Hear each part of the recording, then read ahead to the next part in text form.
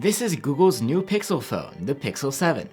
It brings a few small changes since last year, including a slightly more compact size.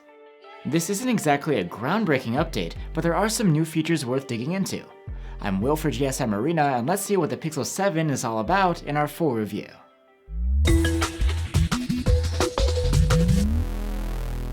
The Google Pixels are phones that get a lot of hype, generally for their cameras and software experience.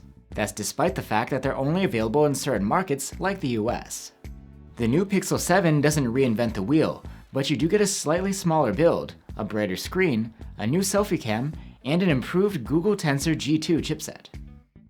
Starting off with the design, we have a slightly smaller display and body than last year. It's a little hefty though, not what you might expect from a compact device.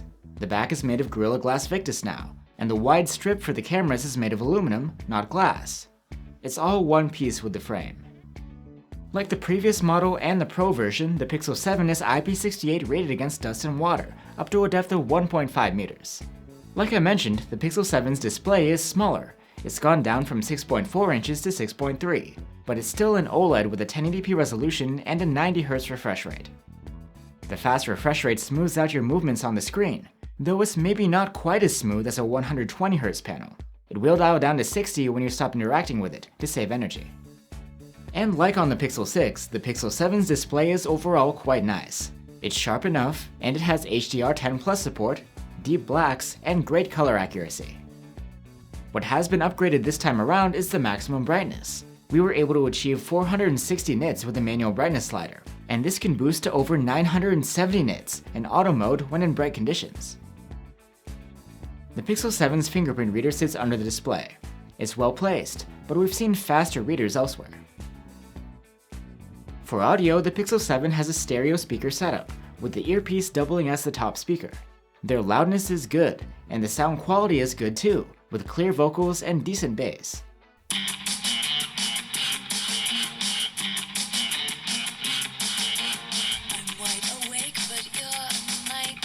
You can get the phone with 128 or 256 gigs of storage, but it's not expandable beyond that via microSD. The Pixel 7 packs the same chipset as the Pro version, the second-gen Google Tensor G2, built on a 5nm process. It brings new mid-tier CPU cores and higher CPU clock speeds, plus a new GPU. And there's an improved Tensor Processing Unit, or TPU, capable of some serious number crunching when it comes to AI-related tasks. In benchmarks, the Pixel 7 is no slouch, but it falls behind the current competition, especially the flagships that are running on the top Qualcomm silicon. In real-world use though, it feels quite smooth, and we didn't run into any issues. And when it comes to sustained performance, the Pixel 7 isn't the best around, but in our tests it showed a nice improvement over the previous model. One of the big selling points of the Pixel phones is the software. You get Android 13, with a clean and bloat-free stock Android experience. Plus there's solid support from Google for at least 3 years of major updates. But beyond stock Android, the new Pixels put the Tensor G2's new processing to good use, with some region-specific AI-based features. Make sure you check out our Pixel 7 Pro review to learn more. We'll leave a link in the description too. The Pixel 7 actually has a smaller battery than last year, at 4,355 mAh. But surprisingly, battery life has improved. The phone scored a good endurance rating of 96 hours in our proprietary tests. The Pixel 7 supports up to 20-watt power delivery charging, and it doesn't ship with an adapter. With a third-party charger, we were able to charge the phone from 0 to 48% in half an hour. A full charge takes a while, nearly 2 hours. There's support for wireless charging and reverse wireless charging too. Finally, we're onto the cameras. The Pixel 7 actually brings the same rear cameras as last year, a 50-megapixel main cam with OIS and a 12-megapixel ultra-wide. What's new though is on the front, with a higher res 10.8-megapixel selfie cam. During the day, the Pixel 7's main camera performance is excellent. These 12.5-megapixel photos are clear and consistent, with a detailed and contrasty look, which is typical for the Pixel phones. The colors are vibrant, though not to the point of going overboard. And besides those contrasty shadows, the dynamic range is also on point. Although there's no telephoto camera, the 2x digital zoom is still solid in quality, without a major loss in sharpness. Portraits are taken with the main cam and have 2 zoom levels, but the field of view is a bit different from those of the regular photos. Anyway, those at the 1x mode look great. The edge detection is good.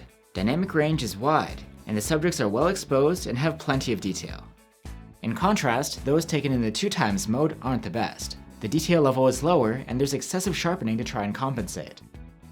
Photos taken during the day with the ultra-wide camera are good overall. They're sufficiently sharp for this sort of cam, without extreme softness near the edges. They have a decent amount of fine detail, and the exposure, dynamic range, and colors are consistent with the main cams. Unlike the Pixel 7 Pro, there's no autofocus on this ultra-wide cam, so you can't take close-up macro-style shots with it. If the light is low enough, the Pixel 7 will automatically apply its night sight processing to its photos. Or you can toggle the mode on for the same effect. These sorts of photos from the main cam are great. The sharpness, detail level, and overall clarity are flagship grade. Noise is low, and the colors are on point. Rather than a bright look, the Pixel 7 goes for a more natural and contrasty one, and as a result, shadows can come out on the darker side. If you turn off the night sight mode, the photos are a little faster to process. The overall quality isn't so different either, except in darker scenes it's a bit less sharp, and shadows are darker. The 2x zoom is actually pretty decent even at night, besides having a bit more noise than the unzoomed photos. The ultra-wide cam isn't too impressive in the dark, but it gets the job done, especially with night sight active. There's a good amount of detail, okay sharpness, and wide enough dynamic range. Turning off the night sight isn't recommended. The result is that the photos are a bit more noisy and the colors may end up less saturated. Now onto the selfies. The new selfie cam can take photos at the native zoom, 0.7 times on the viewfinder, or a cropped in 1x mode. The selfies can come out nice if the lighting is perfect. These have good sharpness and exposure, and great looking colors, but not the most detail. In less than ideal situations, like a backlit or an indoor scene, the selfies can come out rather soft. The Pixel 7 can record video in up to 4K at 60 FPS with all of its cameras, and stabilization is available too. Footage from the main cam is excellent, with lots of detail, good sharpness, plenty of color, and wide dynamic range. The ultra-wide's 4K videos are impressive for this sort of camera. It's solid all around. In low light, the main cam's video quality is great. There's good detail and color saturation, excellent dynamic range, and the footage is generally sharp. So that's the Google Pixel 7. You get some nice flagship grade features all around, including nice cameras and some neat AI-based functionality, all for around $650, a much lower price than your typical flagship. Probably the biggest downsides are that you can find competitors with better battery life and charging speed. Plus, the phone isn't sold worldwide. But if those don't happen to bother you, then the Pixel 7 is a well-rounded premium smartphone that is worth recommending. Thanks for watching guys, and see you on the next one.